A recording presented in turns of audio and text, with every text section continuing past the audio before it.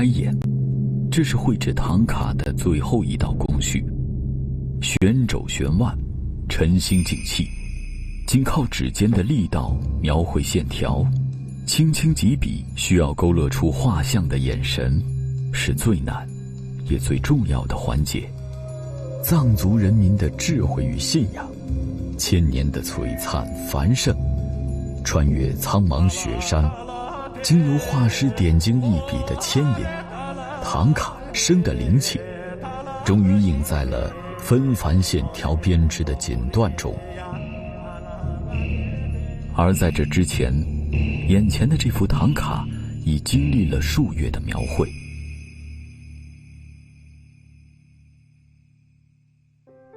手中的画笔已经陪伴鲁荣吉琛度过了40年的岁月，但最初与绘画结缘，对他而言是命运，也是巧合。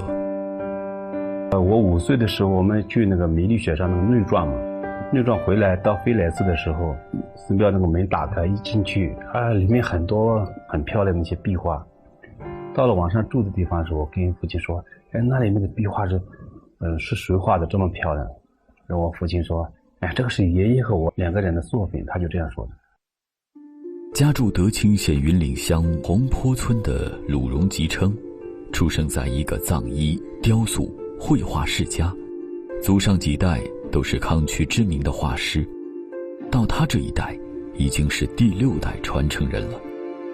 我父亲呢对我要求非常的严格，画的怎么好，他从来不会跟你说，你画的还不错，他从来不会夸你，他说还行吧，就这样。父亲的严格不无道理，唐卡在咫尺卷轴中囊括了雪域高原的人物故事、风情习俗。如此浩繁的内容，一笔一画，凝聚了唐卡画师高超的技艺和丰富的生活积累。他给我讲，古代的时候，从制作颜料开始会画画，结束会磨金子，全都弄完到位，成了这样一个才叫你说唐卡画师。在唐卡的众多画派中，属狄青画派制作工序最为细致，它需要很多工序的，一层一层一层一层一层加的，层层上色，每一层都要薄如蝉翼，每一层要求的笔法也各不相同。他用的要求的颜料就很淡的，比如一个颜色最少7层以上才可以，然后第一层的话用笔这样竖着的话，第2层就横着的，不断的这样穿插出才保存上前面。色彩鲜艳、璀璨夺目的唐卡，历经100年的岁月，依然能够保持色泽明亮。其秘诀在于以珍贵的矿物宝石和天然植物为原料。这全都是手工来加工的，没办法用机器来操作。他说不准，你看有时候这么大一块石头里面，它里面有很多杂质，挑出来一个一个要挑出来。鲁荣吉琛时常需要花费3到4天的时间，翻山越岭，去雪山的另一边采集。因为交通不方便嘛，吃的、穿的、帐篷全都往背上拖上去的，然后再在那边去挖的。在家学渊源的影响下，鲁荣吉琛的唐卡画技得到了巨大的提升。本以为绘画道路一片坦途，但变故却总是突如其来。然后我13岁多的时候，我父亲就突然生病就去世了。但是蛮看到嫡系这一代只有我父亲了，其他不会。那时候交通也不方便，路都不通了，我也不知道在哪里去学习，找不到师傅了。看着寺庙里祖辈流传下的精美唐卡和壁画，他下定决心踏上了远游求学之路。30年前的四川甘孜，条件虽然艰苦，却为鲁荣吉琛的学艺之路打开了新的一扇窗。唐卡所描绘的佛、菩萨等多达639尊。为了学习这些标准的佛像画法，鲁荣吉琛更加刻苦地练习绘画，熟读文献。早上很早起来开始画到天黑。天黑我吃了晚饭之后，我们还在晚上加班，长达8年的学习，为鲁荣吉称的绘画技巧打下了坚实的基础，也让他对唐卡有了更多的理解和向往。机缘巧合下，鲁荣吉称进入了四川美术学院。进那个大学对我的帮助非常的大，在那里面我学了那个国画，写工笔、写意，然后学那些油画之类的。4年的大学经历，让在绘制传统唐卡中成长起来的鲁荣吉称看到了更多的可能。人物的话就是按经上严格记载，没办法变动。背景的山水都可以创作了。院长给我说：“哎，鲁荣啊，你这边画画，我感觉你那个画的挺有特色的，因为唐卡和你结合，我觉得很好的。但是你知道吗？你要去参赛，这样的你就名气大了，你这个东西值钱了。从那开始，就是我们就慢慢就好起来了。”随后，鲁荣吉称在四川、西藏、云南3地创作了不少新作品，获得了诸多奖项。而多民族文化融合的唐卡，也让传承6代的狄青画派更显得独一无二。从大山深处走出来的画师，没有忘记养育自己的故土。学有所成后，为了传承绘画技艺，鲁荣吉称把收入的一部分钱存起来，用于供养一些经济困难的学生，免费教授他们学习唐卡绘画，一坚持就是10多年。所以的我现在是这样，比如说我买一幅画，今天买了一幅画，我那里面提出一部分就搁在另外一边了。这做一点善事，帮助的贫困那些山区学生，需要帮助那些人，这是属于人该做的。鲁荣吉称的家在奔涌的澜沧江畔，远望着梅里雪山，静坐在画前。从勾勒底稿开始，这片土地耕耘畜牧，百工杂技，诸方以礼，随着纤细的线条一一绽放。这是这片土地的瑰丽和先民们世代传颂的神奇。有人说读懂唐卡就读懂了藏族人的眼神。在鲁荣吉称眼里，印着画笔走过的痕迹，也印着他从传承进取再到创新的步伐。传了这么多年了，到我们这一代是断掉，那非常的可惜了。就我想我们继续努力，把这个民俗文化传承下去。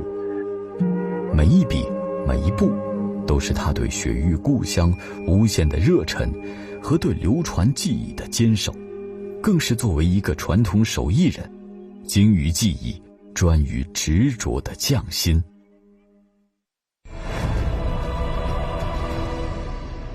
中国，世界第2大经济体，也是全球交通最发达的国家之一。这是中国的版图，铁路编织的巨大网络，紧密地将数百座城市连接。它承载着全年36亿旅客在铁轨尽头的故乡与远方。路网越织越大，车次越开越密，这条超过12万公里的经济动脉始终保持着惊人的活力，每年向全国输送超40亿吨的货物，支撑着中国经济的高速运转。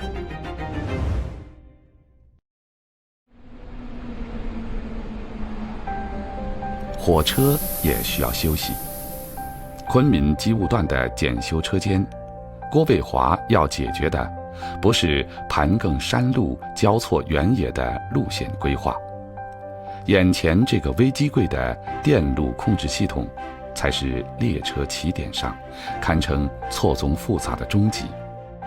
微机柜相当于机车上的一个大脑，所有指令都是通过它发出，所有反馈信号也是由它接收，所以它的接线特别多，有上千根，最细的线是0.25毫米，焊接、绕线都要我们自己去一根一根的对着接。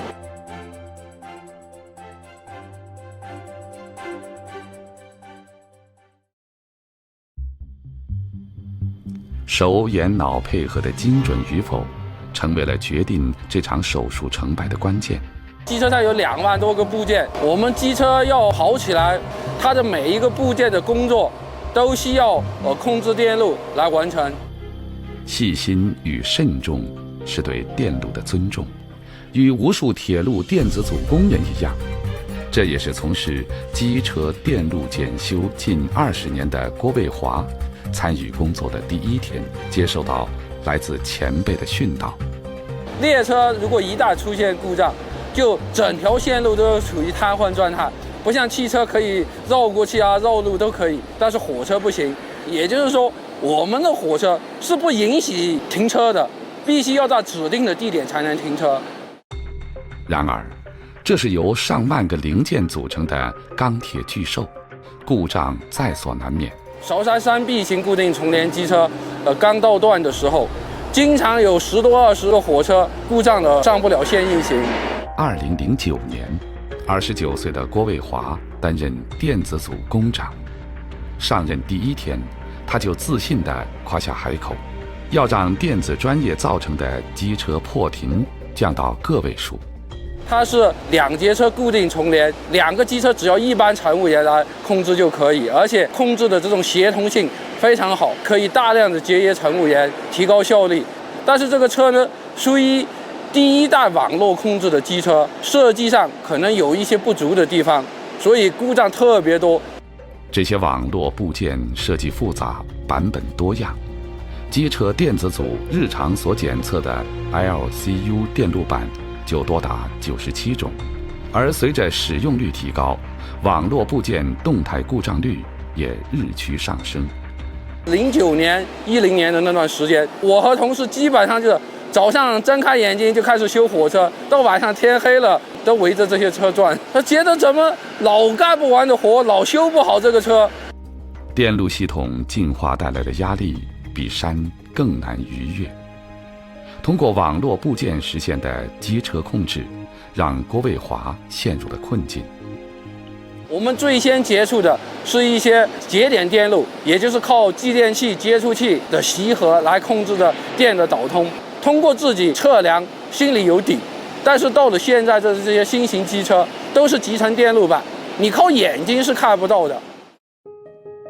一块电路板，返厂更换价格达到数万元，加上循环往复、耗时费力的检修，郭卫华意识到，技术攻关已经迫在眉睫。我们出现了故障，都不知道怎么处理，就无从下手去修它，只有另辟蹊径。所以我们最先的一步就是通过沿着试验台检测它这一个模块在什么时刻起什么作用。当时他跟我们说的时候，我说怎么可能？那个东西那么贵是吧？要那么多东西，你去模拟一个机车实验台，那个要花多少钱？从技术上来说也是很困难嘛。实验台的设计并不简单，其中涉及信号转换的一个问题非常棘手。郭卫华只能和团队一个节点一个节点的复查计算，非常困难。照着电路图，节点都理好了，输出信号、输入信号，全部条件都满足，但是整个机车就是动力封锁。推开图纸，我们自己来，自己绘制图纸。终于，国内首台自主研发的韶山3B 固定重联机车网络部件综合实验台正式落成，机车故障率下降90%，真正确保了每一块电子插件的质量完好，更填补了国内机车网络配件检测技术的空白。目前，韶山3B 固定重联机车已成为云南使用的最稳定的主力货运机车，这离不开郭卫华在这台机车上进行的近100项大大小小的改造。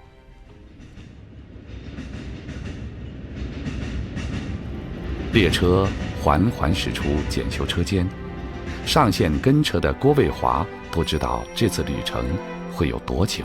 车厢里面的旅客下了几波，操纵机车的乘务员也换了几波，但是因为机车故障点没找到，我还是不能下车。车窗像一条长胶卷，掠过熟悉或者陌生的风景，等待它的会是塞北的风区和岭南的山川，也有江南的水乡、东北的雪海。容易只属于过去，分到自己的工作一定要尽职尽责地完成。技术在不断的进步，我们要更好的维护好机车，不让它出现故障，停在路上影响旅客回家。我们要付出的更多。一节节车厢安放着归乡的安宁，寄托着未知的向往。对郭卫华而言，执着与专注专心、精益求精，就是他对新时代工匠精神的最好践行。而梦想也会随着脚下的铁轨伸向新的远方。